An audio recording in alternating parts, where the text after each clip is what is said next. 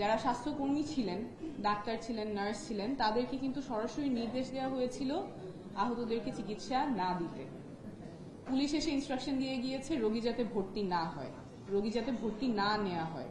DGFI, NSI থেকে শুরু করে অনেকে চাপ দিয়েছেন যাতে ডাক্তাররা এবং স্বাস্থ্যকর্মীরা তাদের যেটা কাজ, আহতদেরকে সেবা দেয়া, রোগীদেরকে সেবা দেয়া, সেখান থেকে তাদেরকে বাধা দেওয়া হয়েছে এবং এই নির্দেশ না মানলে ক্রিমিনাল মামলা দেওয়া হবে, সেই থ্রেটও দেওয়া হয়েছে।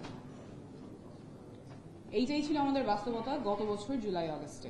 স্বাস্থ্যক্ষেত্রে একদম আমূল পরিবর্তন প্রয়োজন, শুধুমাত্র স্বাস্থ্যে যারা কাজ করছেন তাদের জন্য না, স্বাস্থ্যসেবা গ্রহীতা যারা আছেন তাদের জন্যও।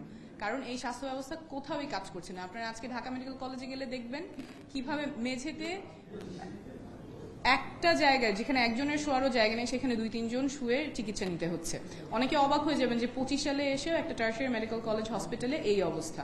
আমরা তো সুস্থ অবস্থায় মেঝেতে শুই না, কিন্তু অসুস্থ অবস্থায় যেখানে আমার খুবই ক্রিটিক্যাল কন্ডিশন সেখানে রোগীদেরকে মেঝেতে থাকতে হচ্ছে।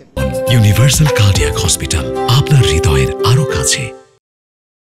তো এই স্বাস্থ্য ব্যবস্থার এখন যে বর্তমান পরিস্থিতি, সেটার অনেকটাই প্রভাব আমাদের যারা রাজনীতিবিদ ছিলেন, যেভাবে স্বাস্থ্য ব্যবস্থা পরিচালিত হয়েছে, যে দুর্নীতি অনিয়ম চলেছে, সেটার রেজাল্ট। এই জায়গাটাতে আমাদের আর ফেরত যাওয়া যাবে না। আমাদের একদম সবকিছু আমূল পরিবর্তন আনতে হবে।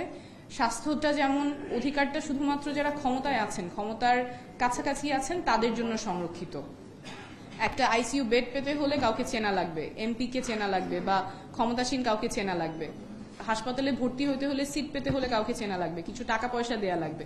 এরকম তো হওয়ার কথা ছিল না। আমাদের ইউনিভার্সাল হেলথ অ্যাক্সেসটা পাওয়ার কথা ছিল, কিন্তু সেই জায়গায় আমরা স্বাধীনতার এত বছর পরেও পৌঁছাতে পারিনি। আমরা জাতীয় নাগরিক কমিটি এবং পরে জাতীয় নাগরিক পার্টি থেকে অনেক স্টেক হোল্ডারদের সাথে ইন্টারাক্ট করেছি, এঙ্গেজ করেছি, অনেকগুলো সমস্যা আইডেন্টিফাই করেছি। আমাদের স্বাস্থ্য সংসদ কমিশন যারা ছিলেন তাদের সাথে কথা বলেছি।